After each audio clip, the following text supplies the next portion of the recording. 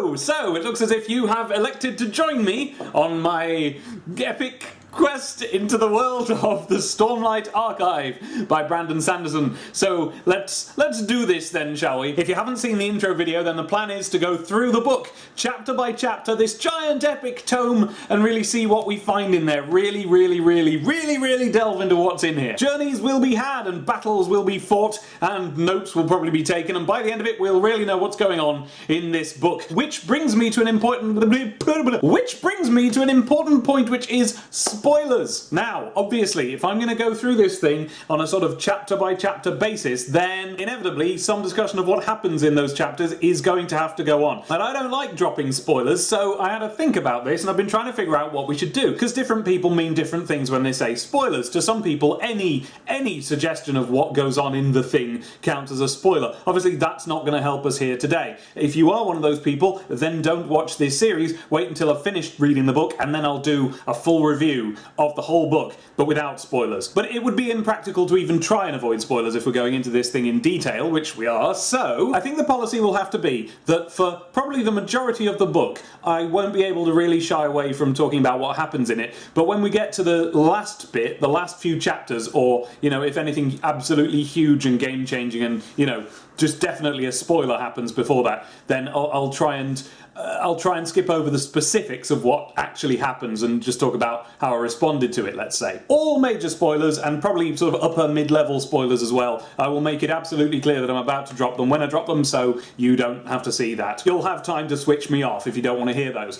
Personally, my suggestion is that if you haven't read the book, you probably shouldn't watch these videos. I think that you should either watch these videos as someone who has read the book and just wants to hear someone blithering on about the book you just read, because, you know, we all want that sometimes. Or even better, this would be great if you can do this. Come on this journey with me in real time. Get yourself a copy of the book, read a chapter, watch the video for that chapter, and we'll go through the whole thing that way. Always read the chapter before you watch the video, I think is safe to say, because then I can, you know, I can feel safer talking about it, and we can feel safer talking. It'd be like a little book club, it'd be lovely. I haven't started yet, have I? Let's begin. First things first, Biff, the cover. Oh, you shouldn't judge a book by its cover, should you? Well, tough luck, because we all do, if we have vision, because sight is like the main thing that we judge things by. That's just the kind of animal we are. Luckily for Mr. Sanderson, this cover is exactly what you would want if you're going to read a book like this. Look at the guy there, standing with his big sword and his big cape, and look at him. Wow, and he's all epic, and there's a sunset and all that, or a sunrise, or one of them. And then, look, there's a little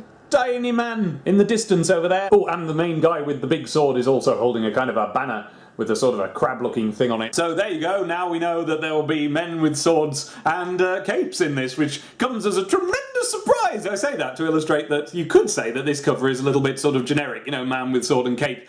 But it's worth mentioning because the author, Brandon Sanderson, is tremendously excited about it because, as he mentions in the intro, he became a reader because of a painting by this guy, Michael Whelan, or Whelan, I don't know. And so he's always had this ambition to get a fantasy cover done by him, and now he has, and isn't that nice? Oh look, some of my Pac-Mans are disappearing. I've already been doing this for too long. Let's get on with it, let's go. Because it's heat, they come on with heat. It's good, it's a good mug. Got it for my birthday from my brother. So let's begin then, no more of this dalliance, here we go. Oh, here we go, it's The Way of Kings. The Way of Kings. The title is very good for a fantasy book, The Way of Kings! You know exactly what you're going in for there, something to do with kings, which is a bit like fantasy. Next page now, and we make a noise when we see the next page, and the noise goes, oh, it's a map! Yeah, it's not a proper fantasy book unless you got a map, is it? Look at that. I think if you got the original hardback version, that was in colour or something. Certainly something was in lovely colour, and everyone said it was very nice. But I like paperbacks, hardbacks, especially big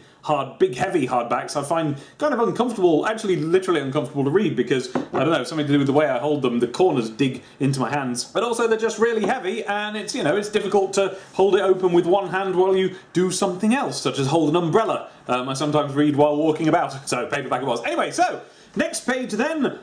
Prelude to the Stormlight Archive! Yeah, not even prologue. Not even prologue.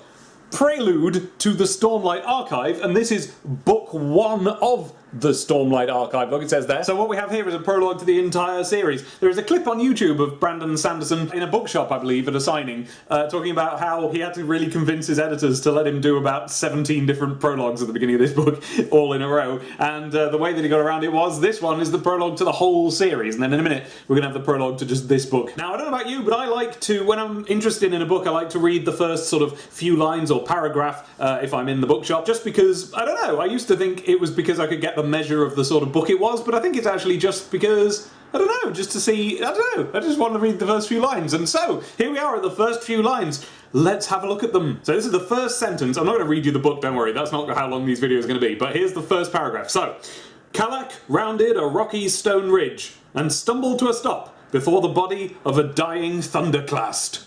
Alright, so we have got some information already. First word in the whole book is Kalak. K-A-L-A-K. So, now, authors think really hard about the first sentences in their books. They really figure them out. They spend ages over them, probably longer than any other, well, I suspect they do, I don't know, some do anyway. Don't know if Brandon Sanderson is one of them. I feel as if I've heard him tell me whether or not he is, but I can't remember now. But anyway, inevitably, someone, somewhere, involved in the creation of a book is going to really concentrate on the first lines, especially the first sentence in the book, because, I don't know, just because you feel as if that's what's going to hook people in, or give them a sense of the kind of book it is, or, you know, there are just impatient people who are going to throw a book away if they don't like the very first words in it. And among those impatient people are the subconsciouses of many of us patient people. Subconsciously, if we don't like the opening of a book, I bet that stays with us. I bet that really kind of, you know, sticks in the old craw. First word, Kalak. So that tells us we're going to be, you know, we know we're going to be in a fantasy world because we've seen that. And we may not have done, because this is, by the way, this is the American edition. I deliberately bought the American edition of the book, not the UK edition, because the UK edition, for one thing, and this is the main reason why I bought the American version, the UK edition is cut in half down the middle. You have to buy 2 books. But truth be told, I wasn't thinking about the price when I decided to get this edition. For all I know, they might, you know, add up to the same price. No, straight away I knew that I wanted the big fat edition of the book. The paperback, but, you know, the big fat paperback, because that was the mood I was in. You know, I wanted a big fat fantasy book that I could get really into. The main thing is to have it all together in one big book for me. I wonder if when because apparently there's going to be 10 books and this is the first one. I wonder if I'll, you know, in however many years' time, 50 years, whenever he finishes it, I'll get, like, the paperback that doesn't even fit on a screen. Fantasy fans will have, like, they'll have an entire shelf dedicated to just this one book, and then they'll have to saw it in half and put the next half on the shelf down there. No, I know, they could print the spine sideways, so that you've got this huge stack of books, and then it says that way up, the Way of Kings, so you can just put it on the floor and you'll have this tower of book. You just get it, it's like, right, page 1. So speaking of page 1, anyway, Kalak! So we know we're going to have, oh yeah, that's what I was talking about. Yeah, we know from the cover, but now from the first word, that we're in a fantasy world where people have names like Kalak. So what did this perishing Kalak do? He rounded a rocky stone ridge. Okay, so we know that we're in a rocky stone ridge sort of a place. Does that tell us about the world and the book? Yes, it does, because look, rocky stone ridges right there, look. So that's 2 things now telling us there's going to be rocky stone ridges in this book. And stumbled to a stop before the body of a dying thunderclast. Oh, there's a little fly. Begone, little fly. I hate you. We've never met, but already I hate you, and I want you to be exterminated. So now we've got a thunderclast. We don't know what a thunderclast is, but we know it's dying, and it's got a name like Thunderclast, so it's probably going to be a big horned monster, isn't it? It's going to be a big beast. The enormous stone beast. Alright, we're in. The beasts are made of stone in this. Done. We're in. Fantasy. Love it. Yes. The enormous stone beast lay on its side, rib-like protrusions from its chest, broken and cracked. Whoa. I wonder what rib-like protrusions from its chest are going to be. Probably ribs. Oh, that's what my rib-like protrusions in my chest are. I mean, they're not protrusions at the moment. Fingers crossed they'll remain not protrusions. But if they were protruding, then that's what they would be. The monstrosity was vaguely skeletal in shape, with unnaturally long limbs that sprouted from granite shoulders. Whoa. I don't know what he means by unnaturally, because I don't know what kind of monster it is yet. It might just be like a normal dog, but with really long limbs, in which case it's unnatural. But if it's like a beast, if it's like a hell beast of some kind, then surely nothing is unnatural for them, because we don't know what a normal one looks like. But anyway, the eyes were deep red spots on the arrowhead face. Oh, cool. So it's got an arrow. So straight away we're picturing this stone skeleton monster with big long legs. Unnaturally long, but how long do we mean? Do we mean like spider legs? In fact, actually, you know what? Let's call this a subconscious clue. If it's saying an unnaturally long limbs, and in fact in a moment we get the word hand, so the picture that's forming in the old noggin is of essentially a man-like thing, isn't it? We've been told that it's got these ribs, which is what a person has. In a minute we're going to be told that it's got hands, like a person. It says vaguely skeletal in shape, but it doesn't tell you what skeleton, and you know, when we hear the word skeleton we think of a human skeleton. But now it's got this arrowhead face, which is cool. You can picture that, you know, you don't need any more than that arrowhead face. I'm already picturing something quite intricate, you know, beyond the word arrowhead. And I don't know what, you know, obviously I've been influenced by some stuff, but, you know, so we've already got this stone skeleton with an arrowhead face, deep red spots that are eyes, as if created by a fire burning deep within the stone. They faded. So we know what Calac is. He's someone who can defeat a Thunderclast, or at least be there after a Thunderclast has just been defeated. I say he. There, you see, there we go. I'm being very stereotypical. I'm being very stereotypical there, assuming this is going to be a he. But I do assume that because we've got these two guys here. They look like guys. So far, I'm assuming this is going to be a guys in armor book. But let's see. Let's wait and see. Even after all these centuries, seeing a Thunderclast up close made Calac shiver. The beast's hand, there's its hand, was as long as a man was tall. He'd been killed by hands like those before. That's a good little bit to drop in, isn't it? He'd been killed by hands like those before, and it hadn't been pleasant. I'm wondering what's going on with this guy. Of course, dying rarely was. Sorry, because I paused between those sentences, it made that seem redundant. Here's how I could have read it. He'd been killed by hands like those before, and it hadn't been pleasant. Of course, dying rarely was. Sometimes it's difficult to read sort of fantasy writing without a little touch of but that's because the people I'm thinking of who talk like that are, you know, internet-y people who've sort of raised themselves on fantasy novels, so, you know, I wanted a capital F fantasy novel, and this is it. Okay, so I'm going to stop just reading the book now and tell you more about like my experience reading it. But I want to pick up on a detail that comes up just a couple of paragraphs later, which is this. Many of the bodies around him were human, many were not. Blood mixed, red, orange, violet. Now, there's a little detail you may have picked up on in this video that I haven't really brought up yet. Can you see? Yes, I've already read quite a lot of this book. The idea when I got this book was I was going to read each chapter and then make a video as I went along. This is my confession to you now. I was unable to wait. It's actually sort of mid-November 2014 at the moment, and I know I'm not going to make it through tomorrow without starting to read this book because I'm really excited about it. I've really got that new book fever. And this was back when I had to I was working on the Ocarina of Time with Lyrics song, so all my free time went into that and I couldn't make any videos at all. So I've read quite a lot of this book, but I've deliberately not finished it. I have made sure to start these videos before I finish the book because what I'd like to do is catch up and then do the last few chapters in like real time as I read them, do a video. But because of that, I'm able to look over these first chapters with a bit of foreknowledge. And I'm interested to know what little details Brandon may have hidden in this book for repeat readers to find. And I wonder if this is one of them. Because this isn't a spoiler, so I can tell you this now, but we're going to find out later. The wine in this world comes in different colours depending on how alcoholic it is. And at least orange and violet are two of those colours. I can't remember if red is one.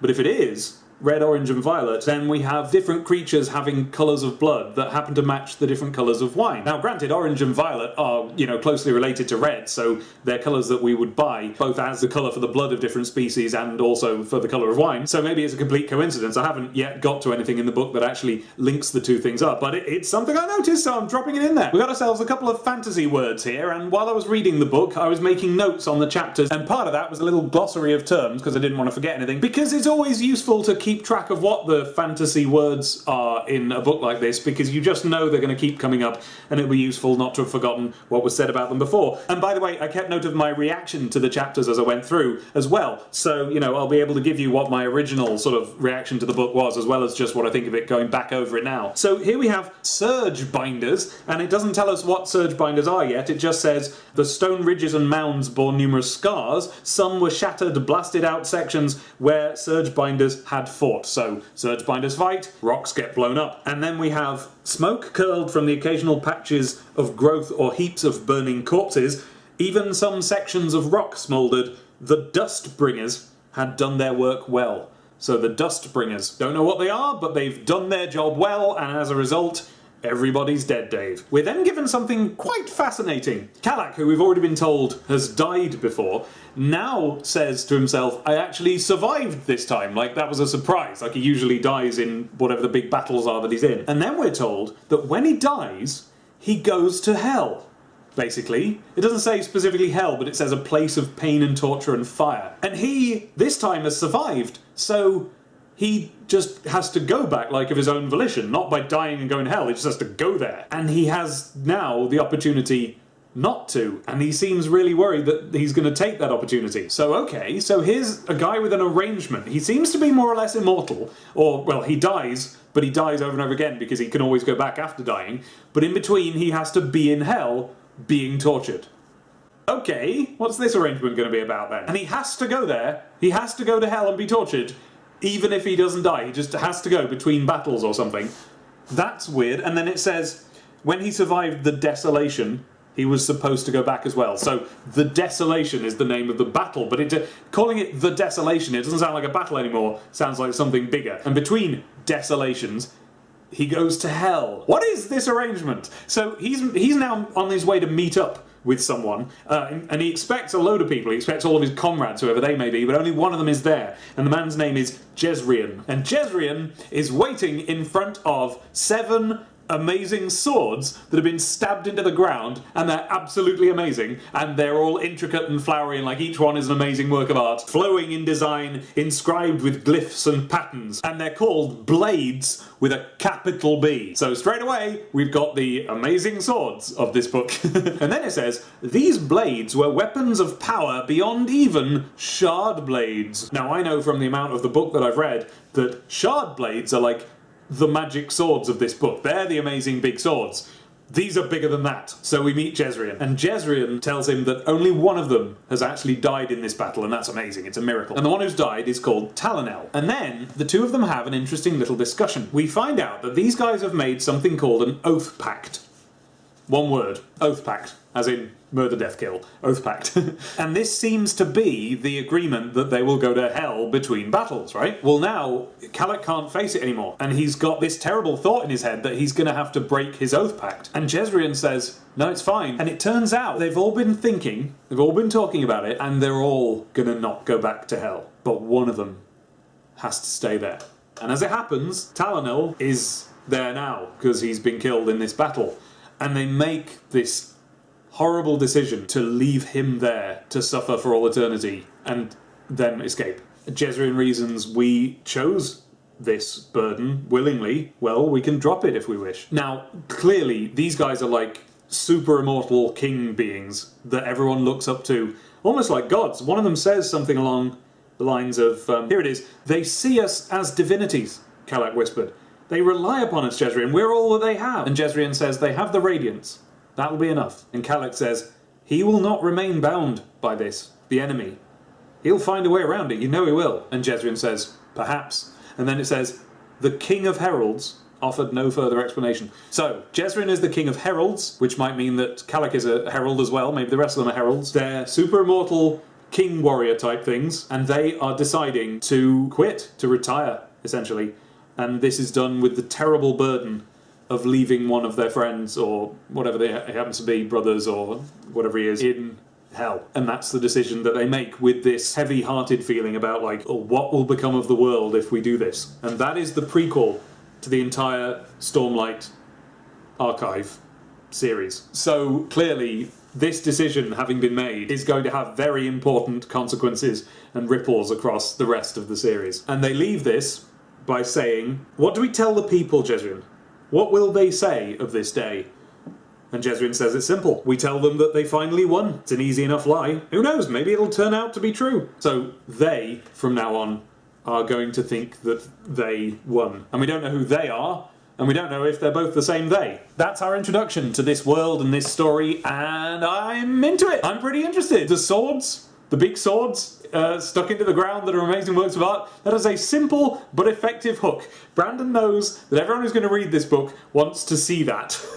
And all the rest is just the icing. I mean, look what he's done here. He's established the Oath Pact through its breaking, which is always an interesting thing to do. I don't mean breaking an oath, I mean introducing a fantastical concept by an example of it being undermined. And these eternal warrior people who, for all we know, have been this for all eternity and they've been tortured between desolations forever, are stepping away from that eternal feeling Oath Pact, and it's going to have terrible repercussions on the world. Yeah, this is interesting. I'm interested in this, yeah. And what he could have done is he could have started with them, you know, being these extremely powerful warriors and having a big battle or whatever, and we would have gone, yawn, here are some standard fantasy amazing warriors, okay. But rather more interestingly, he's shown us them retiring from that, and all of these hooks are crammed within a very small number of pages. I think it's 5 pages. The fact that these guys doomed their friend to endless torture is interesting, but what's more interesting is that the next words in the book are 4,500 years later. That really hooked me in, because it means that, yeah,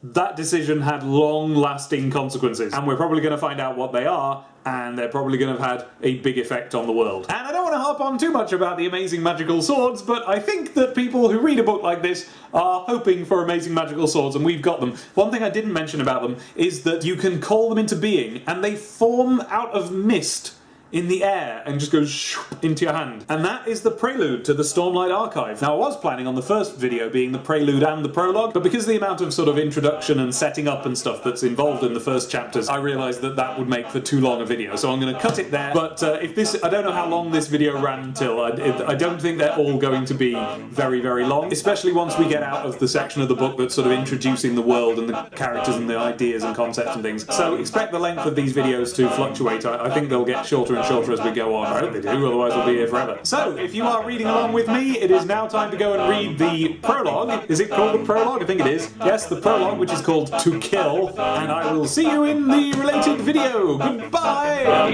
www.youtube.com/